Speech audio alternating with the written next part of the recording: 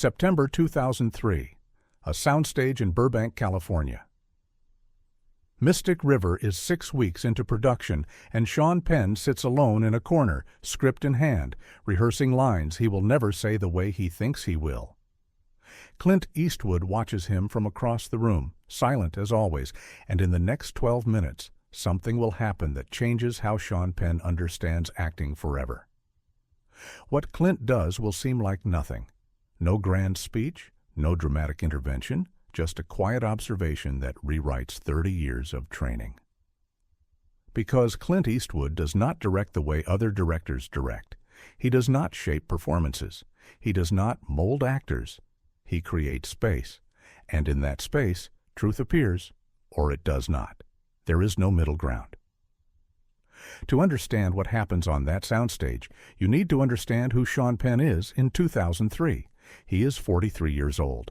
2 Academy Award nominations, a reputation for intensity that borders on obsession, method acting taken to extremes. He inhabits characters so completely that crew members avoid him between takes because he is not Sean anymore. He is whoever he is playing. And right now, he is Jimmy Markham, a man whose daughter has just been murdered, a man drowning in rage and grief and the need for vengeance.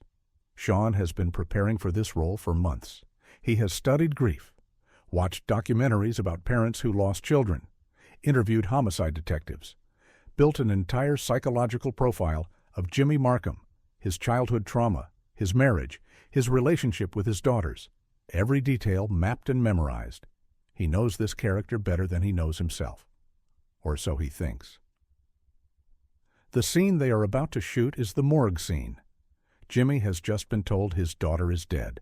He arrives at the hospital, and they take him to identify the body. It is the emotional climax of the film, the moment where Jimmy's world collapses, where everything he built, everything he protected, everything he loved is taken from him in one instant. Sean has been dreading this scene and anticipating it in equal measure. This is what actors live for. The big moment, the scene that gets clipped and shown at award ceremonies. Clint walks over to where Sean is sitting. He does not say hello. He rarely does. He just looks at Sean with those pale blue eyes that have seen everything and forgotten nothing. "You ready?" Sean nods. He has been ready for weeks. "Actually, Mr. Eastwood, I wanted to talk about the scene. I have some ideas about Jimmy's emotional state, how the grief would manifest physically." "I think he would." Clint holds up a hand. Not a dramatic gesture, just a quiet signal. "Stop." Sean stops. Clint sits down next to him. The crew is setting up the morgue set 50 feet away. They have time. "Sean, how long you been acting?" "Since I was a kid. Theater, then film. About 30 years. "And in those 30 years, how many times have you cried on camera?" Sean thinks. "Dozens. Maybe more." "And how many of those times did you plan it? Did you decide ahead of time how the tears would come? What would trigger them? How your voice would break?" Sean realizes where this is going. Most of them. All of them, maybe. Clint nods. "That is the problem." Sean blinks. "I do not understand. When you plan emotion, you kill it. You turn it into a performance instead of an experience. You are so busy executing your idea of grief that you are not actually grieving. You are showing me what you think grief looks like instead of letting me see what grief is. But that is acting," Sean says. "That is the job. Preparation, technique, control." "No." Clint's voice is calm but absolute. "That is one version of acting. But it is not truth. Truth does not come from control. It comes from surrender, from not knowing what is going to happen, from being as surprised by your own reaction as the audience will be." Sean sits with this. Everything he has been taught, every class he has taken, every technique he has mastered, says the opposite. An actor is in control. An actor makes choices. An actor knows what they are doing before they do it. But Clint is telling him to forget all of that, to step onto that set without a plan, without a safety net, without knowing if anything will come at all. "What if nothing happens?" Sean asks quietly. "What if I stand there and feel nothing?" "Then that is what we shoot." But I do not think that will happen. Why not? Because you are not dead inside, Sean. You have felt loss. You have felt rage. It is in there. You just have to stop trying to control it and let it out. The trust required for that is terrifying. Sean has spent his career building walls, creating distance between himself and the characters he plays so he can step in and out of emotion on command. Clint is asking him to tear down those walls, to be vulnerable in a way he has never been on camera. They walk to the morgue set. It is cold, sterile, exactly what a morgue should be. The actress playing the coroner is in position. The body on the table is covered with a sheet. It is a mannequin, of course, but it looks real enough. Clint does not call for quiet on set. He never does. The crew knows when he is ready, because he simply starts. There is no ceremony, no announcement. He just looks at Sean and the camera is rolling. Sean does not know this yet. He is still in actor mode, still waiting for someone to call action, still preparing himself. But Clint does not say action. He just watches. And in the silence, Sean realizes something. The scene has already begun. There is no preparation time, no last-minute adjustment. He is in it now, whether he is ready or not. Sean walks toward the table. His footsteps echo on the linoleum. The coroner looks at him with professional sympathy. She has done this 1,000 times, told 1,000 parents their children are dead. To her, this is routine. To Jimmy, this is the end of everything. She pulls back the sheet. The mannequin has the face of a young woman, Katie Markham, Jimmy's daughter. And something breaks inside Sean Penn, not because he decided it would, not because he planned the moment, but because standing there, looking at that fake body, he suddenly understands what Clint was talking about. He is not playing Jimmy anymore. He is not executing a performance. He is just a man looking at his daughter's corpse. And the grief that comes is not controlled. It is not crafted. It is raw and ugly and real. Sean collapses. His knees buckle, and he goes down hard. The sound that comes out of him is not acting. It is something primal, animal, a howl of loss that has no technique behind it. He tries to speak, but the words choke in his throat. His hands reach for the body, but he cannot touch it, cannot make it real by touching it. The coroner tries to hold him back, but he pushes past her. He is not violent, just desperate, trying to get to his daughter, trying to undo what cannot be undone. Clint does not call cut. The camera keeps rolling. Sean is lost in it now, completely gone. He is not aware of the crew, the lights, the soundstage. He is in a morgue in Boston, and his daughter is dead, and nothing will ever be okay again. The scene lasts 90 seconds. When it is over, when Sean finally goes silent and still, Clint quietly says, "Cut." The crew is frozen. They have just witnessed something they have never seen before. Not acting, not performance, something else, something true. Sean stays on the floor for a long moment. Then slowly he stands. His face is wet. His hands are shaking. He looks at Clint, and Clint just nods. That is it. We are done. Sean cannot speak. He walks off set, goes to his trailer, sits in the dark for 20 minutes. He is not upset. He is not traumatized. He is just processing what just happened. For the first time in his career, he surrendered control completely. And instead of nothing happening, everything happened. The emotion he had been trying to manufacture for weeks appeared the moment he stopped trying, the moment he trusted what Clint told him.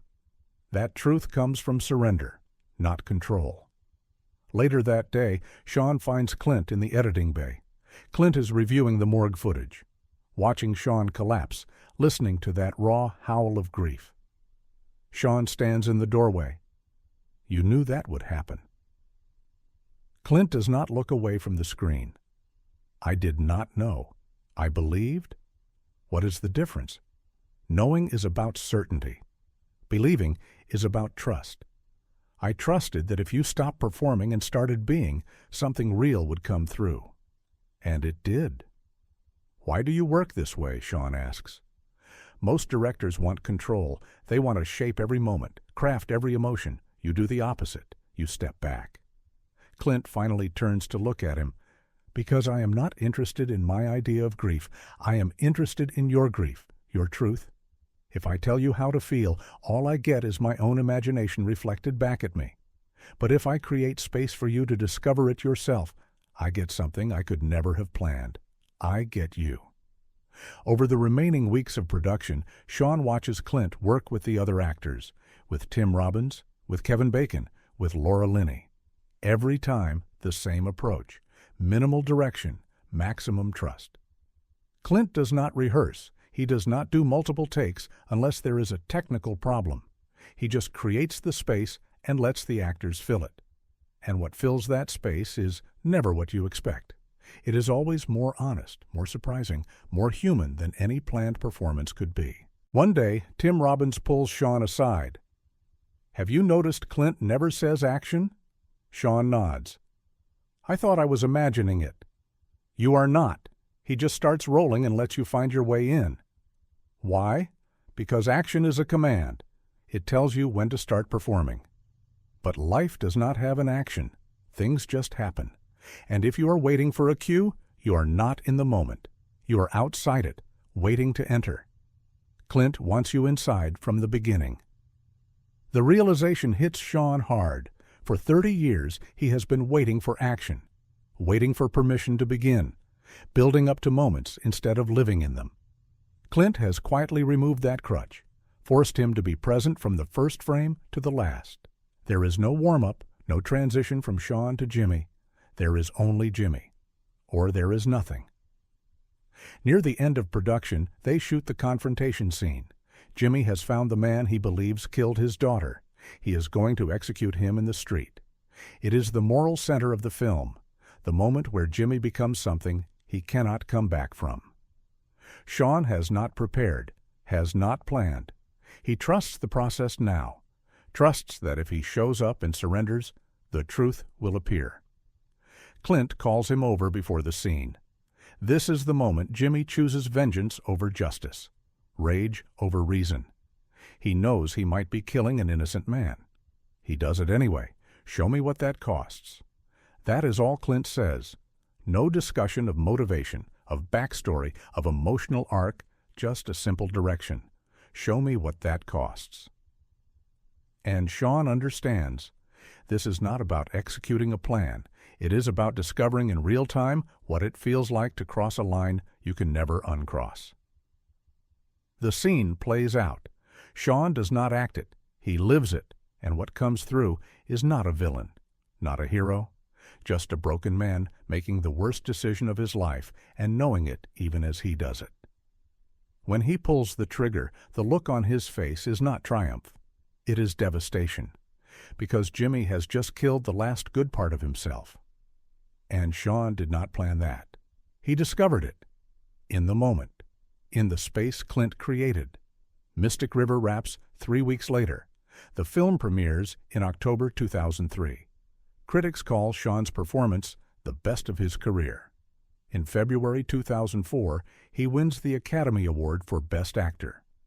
In his acceptance speech, he thanks Clint, not with elaborate praise, just a simple acknowledgement. "Clint taught me to stop acting and start being. That is the greatest gift a director can give." But the real gift is not the Oscar. It is the shift in how Sean approaches his work from that point forward. He stops planning every moment, stops trying to control every emotion. He shows up, surrenders, and trusts. And his performances become more alive, more unpredictable, more true. Because Clint Eastwood taught him something that 30 years of training never did, that the best acting does not look like acting at all. Years later, a young director asks Clint about his process, why he does not rehearse, why he does not give detailed direction, why he trusts actors to find their own way. Clint thinks for a moment. Then he says, "Because I hire good people and I get out of their way. If I have to tell them how to do their job, I hired the wrong person. My job is not to control them. My job is to create an environment where they feel safe enough to fail. And when people feel safe to fail, they stop protecting themselves. They stop performing. They just exist, and that is when truth happens. But what if they do not find it? What if the space you create stays empty? Then we try again, or we move on. But that almost never happens. People want to tell the truth. They want to be seen. They just need permission. They need someone to say, you do not have to be perfect. You do not have to have all the answers. You just have to show up and be honest. And when you give people that permission, they rise to it, every time. The young director asks if this approach ever fails, if actors ever freeze, unable to fill the space Clint creates. Clint shakes his head. Not freeze. Sometimes they fill it differently than I expected. Sometimes what comes through is not what I envisioned. But that does not mean it failed. It means I learned something, saw something I would not have seen if I had controlled every moment. That is the gift of surrender. You get surprised. And surprises are where the truth lives. On that soundstage in 2003, Clint Eastwood did something most directors never do. He trusted Sean Penn more than Sean Penn trusted himself. He saw past the technique, the preparation, the control, and recognized that underneath all of that was a human being capable of profound truth if given the space to find it. And he created that space, not with words, not with direction, just with silence and trust.